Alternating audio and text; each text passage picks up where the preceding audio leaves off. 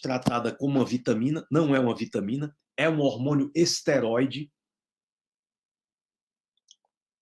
produzido a partir da quebra fotoquímica da molécula do 7-deidrocolesterol, controla mais de 80 funções do nosso organismo e é a principal responsável pela ativação do nosso sistema imunológico, chamado vitamina D, ou aqui no nosso mundo da hormonologia, hormônio D. Na sequência, nós agora vamos ter uma visão horizontal de um hormônio fundamental produzido na córtex fasciculada das suprarrenais, chamado de cortisol.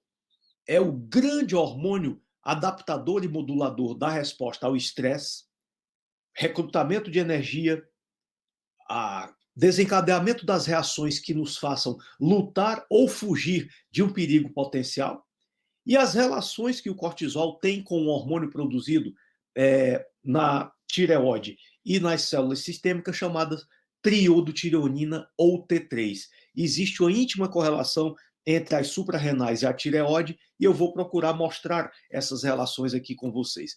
Então, para vocês. Então, aqui, nós temos, nessa área aqui de cima, os hormônios que nós chamamos de hormônios da base. E a partir do entendimento de que esses hormônios constroem a base para a atuação e utilização dos outros hormônios, não tem lógica nós intervirmos em qualquer outro nível daqui para baixo se eu não tenho asseguradas a correção ou a identificação de que existe algum distúrbio nesse quarteto aqui da base, que é a melatonina, que é tão importante que a gente não coloca nem número 1 aqui, coloca número 0. Depois o hormônio D e depois, atuando de maneira combinada e sinergística, as relações entre o cortisol e o T3. Depois que nós nos asseguramos de que tudo isso aqui está ok, é que nós vamos olhar para as pausas gênero específicas. No caso das mulheres, como é que está a produção de estradiol, de progesterona e de testosterona. E nos homens, como é que está a relação entre testosterona e estradiol. Alterações nesse complexo nós chamamos de declínio gonadal. Declínio gonadal feminino, que vai acabar levando essas mulheres a um esgotamento. Esses hormônios são produzidos nos ovários, e ao se esgotarem a sua produção, os ovários entram em falência, entram em esgotamento e chega uma fase crítica da vida da mulher chamada de menopausa. Aqui, do outro lado, quando existem alterações nas relações entre o hormônio principal anabolizante do homem, testosterona, e o hormônio feminino, que é importante para o metabolismo masculino, chamado estradiol, alterações nessa relação produzem um quadro chamado declínio androgênico masculino, que nós estudamos aqui nesse contexto chamando de andropausa.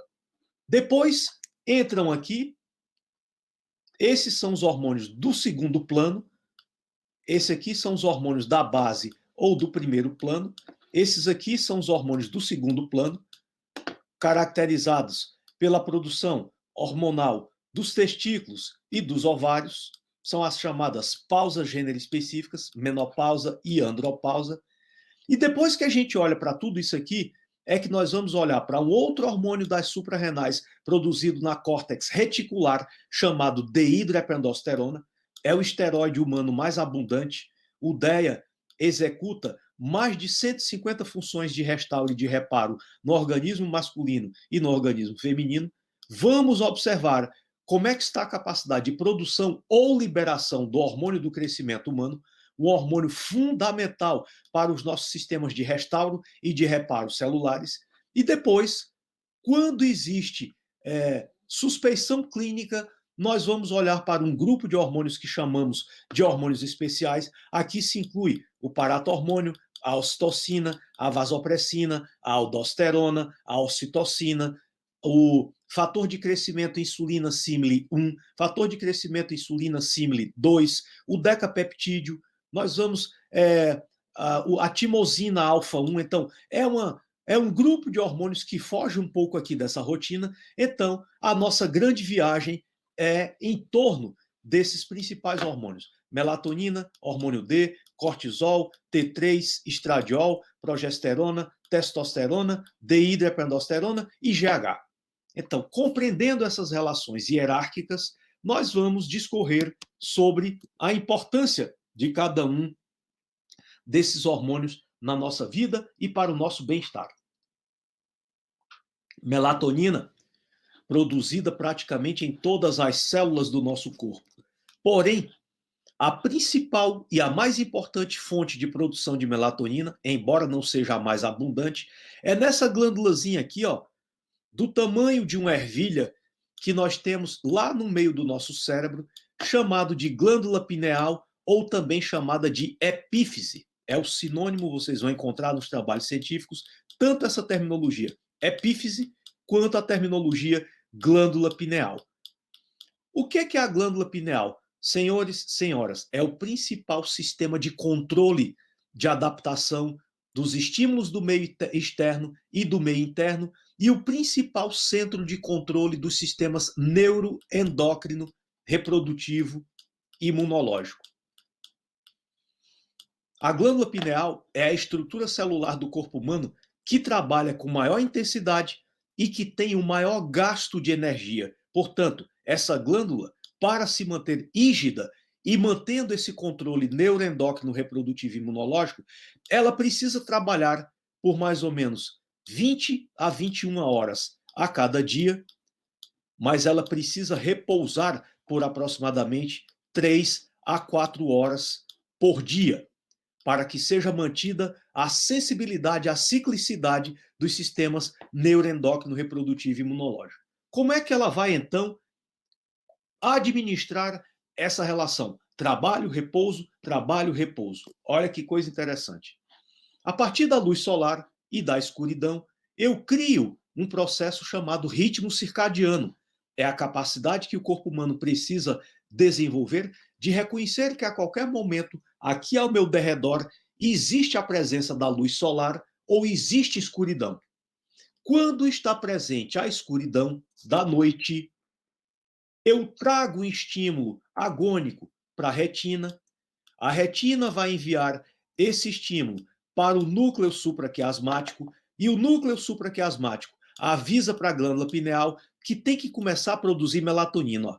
Então chegou a escuridão, ali por volta de 20 horas, os níveis de melatonina começam a subir, começa a subir, começa a subir. Quando chega mais ou menos 11 da noite para meia-noite, nós atingimos um pico de produção de melatonina em torno de 70 a 90 picogramas por ml, e esse pico desliga a glândula pineal. A partir desse momento, até este outro momento aqui, ó, por todo esse intervalo de tempo, que vai mais ou menos de meia-noite até 4 horas da manhã, nós vamos ter a melatonina em altos níveis intracerebrais, e é nesse ponto aqui que a melatonina coloca a própria glândula pineal para dormir.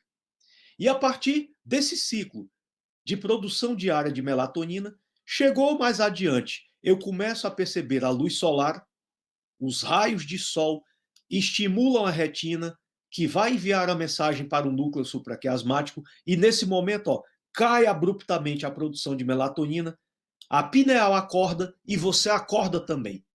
Então a melatonina é um dos hormônios mais vitais para a nossa saúde, porque ela exerce efeitos sistêmicos, pleiotrópicos. É um poderoso antioxidante, anti-inflamatório, antihipertensivo, antitrombótico, antilipidêmico, e a queda de melatonina está relacionada a uma vasta gama de doenças e condições mórbidas completamente desnecessárias.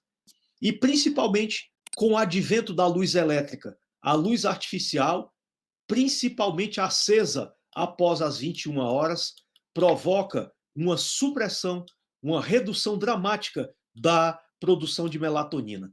Ela mimetiza o estímulo agônico produzido pelos raios solares e impede que o corpo produza melatonina à noite, colocando, ao invés de colocar a pineal para dormir, a pineal vai passar a noite inteira acordada. Então, a luz artificial suprime a produção endógena de melatonina em escala proporcional ao brilho. Vocês estão vendo aqui que a pior luz que causa a maior depressão na produção de melatonina é essa luz azul.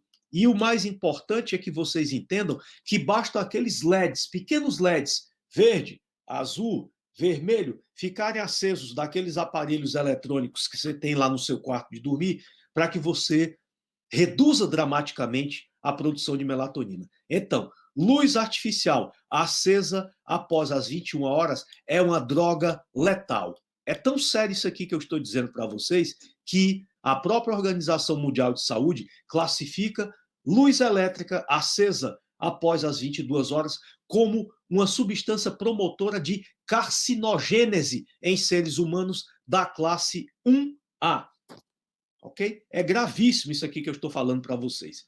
De modo que a crescente iluminação de todo o planeta, estima-se que 62%, eu particularmente acho que esse número é muito maior, 62% da população do planeta, algo em torno de 4,3 a 4,5 bilhões de pessoas, estão expostas a uma quantidade de luz artificial noturna, televisão acesa, o aparelho da Sky, o abajur, os sensores, os LEDs, uma quantidade artificial de luz durante a noite suficiente para impedir que o seu corpo produza melatonina. E é por isso que vocês que já me ouviram falar desse assunto em outras vezes, agora entendem como eu sou ostensivo quando digo permanecer acordado com luz acesa dentro do quarto após as 23 horas, o indivíduo está se matando, literalmente. E depois começa a provocar uma desregulação sistêmica nos nossos sistemas neuroendócrino, reprodutivo e imunológico, toda uma sorte de doenças, problemas e desabilidades, e o indivíduo vai procurar um remédio numa farmácia para solucionar um problema que é gerado pela presença de luz artificial noturna dentro do seu quarto de dormir. E lembrar para vocês, senhores e senhoras, que os recém-nascidos são ainda mais vulneráveis, são excepcionalmente vulneráveis a essa queda de melatonina produzida pela luz noturna. Essa é uma fotografia do lado escuro da Terra em 2017. Observem que o que deveria estar completamente escuro está completamente claro pela presença excessiva de luz elétrica, e essa é a projeção para novembro de 2090. Vai ter tanta luz que nós vamos abolir a escuridão. Não vai ter mais escuridão. De novo, senhores, senhoras, luz artificial acesa depois das 22 horas é uma droga mortal. É muito importante que vocês tenham a compreensão de que para manter a integridade dos sistemas neuroreprodutivo e imunológicos, eu preciso colocar a pineal para dormir. E para colocar a pineal para dormir, a melatonina tem que começar a ser produzida, no máximo, a partir de 8 horas da noite. Então, o que é que eu poderia dizer para vocês aqui como primeiro conselho? O deadline para a gente começar a diminuir as luzes do nosso quarto é 9 horas da noite. 10 horas da noite, você tem que ter todas as lâmpadas do seu quarto apagadas. Se você não consegue tirar aqueles aparelhos da tomada, você pode colocar uma fita isolante ali dentro, na frente daqueles sensores, para evitar que aquela luz estimule os seus olhos. Aí você pode me dizer, mas se eu colocar um tapa-olho, atenua, mas não resolve, porque a própria pele também é capaz de captar a emissão da energia emitida pela luz artificial.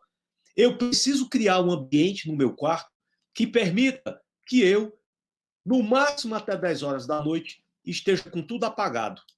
10 horas da noite, 22 horas, para que, estando tudo apagado, eu ainda tenha tempo de elevar a minha produção natural de melatonina, atingindo esse platô por volta de meia-noite e mantendo esse platô de melatonina pelo menos 4, para que eu mantenha essa janela que nós chamamos de janela de manutenção do sincronismo neuroendócrino, reprodutivo e imunológico. Isso aqui, senhores, é vital para a saúde de qualquer pessoa. E lembrando que quanto mais jovem, mais vulnerável a pessoa é a essa oscilação de luz durante a noite, mais dificuldade essa pessoa vai ter para produzir melatonina, para colocar sua pineal para dormir, para manter o controle dos sistemas neuroendócrinos imunológicos e para manter sua saúde. Os extremos da vida, tanto os mais jovens quanto os muito mais velhos, são excepcionalmente vulneráveis à presença de luz artificial noturna dentro do quarto de dormir. Tá? Então fica aqui essa primeira dica de ouro que pode poupar a saúde de muitas pessoas. Então, o que é o envelhecimento catabólico? É simplesmente um programa, um software que vai ser ativado no nosso cérebro quando nós entramos numa crônica deficiência de melatonina. Essa deficiência de melatonina vai interferir com os nossos ritmos circadianos, vai interferir, por sua vez, com a ciclicidade neuroendócrino imunológica, que vai ativar a nossa senescência celular. E para vocês terem uma noção, quase 20% dos genes de todas as nossas células estão relacionados ao controle do ritmo circadiano. Esse ritmo, dormir, acordar, dormir, acordar. E eu já sei o que é que vocês vão me perguntar. E quem dá plantão noturno está se matando mais rápido ainda? Infelizmente, é essa visão realística que eu preciso trazer para vocês dos hormônios. Vários e vários trabalhos científicos mostrando que a melatonina regula os processos do envelhecimento, a neurodegeneração e outros fenômenos catabólicos através de mecanismos de controle da produção e utilização de energia, intervenções epigenéticas, autofagia e controle dos ritmos metabólicos circadianos. Melatonina, através da epigenética, através da autofagia e através do controle do metabolismo da energia, é uma das principais moléculas que podem levar a uma vida mais saudável. Produção de melatonina está diretamente relacionada a mais longevidade e mais qualidade de vida, assim como a deficiência de melatonina está relacionada a uma aceleração do envelhecimento neuropatológico e a incidência elevada de doenças.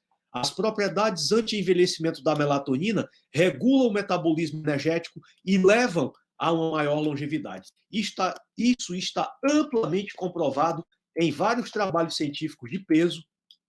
Existem mais de 300 mil trabalhos científicos na literatura que demonstram tudo isso aqui que eu estou dizendo. E se não bastasse a importância de tudo isso que eu estou falando, essa linha de pesquisa, o controle do relógio biológico através dos nossos sistemas hormonais, rendeu essa pesquisa da importância da regulação do relógio biológico para a nossa saúde a esses três cientistas, Jeffrey Hall, Michael Rosbaum e Michael Young, o Prêmio Nobel de Medicina de 2017. Então, isso aqui que eu estou falando para você está muito longe de ser um delírio da cabeça inquieta do Dr. Ítalo Rachid. É pesquisa genuína que rendeu um prêmio Nobel em medicina. Portanto, levem muito a sério, não negligenciem o seu sono, o seu ambiente escuro de dormir e o horário em que você deve se recolher para dormir. Até dezembro do ano passado, nós tínhamos mais de 370 mil trabalhos científicos indexados mostrando a importância da melatonina para a vida humana.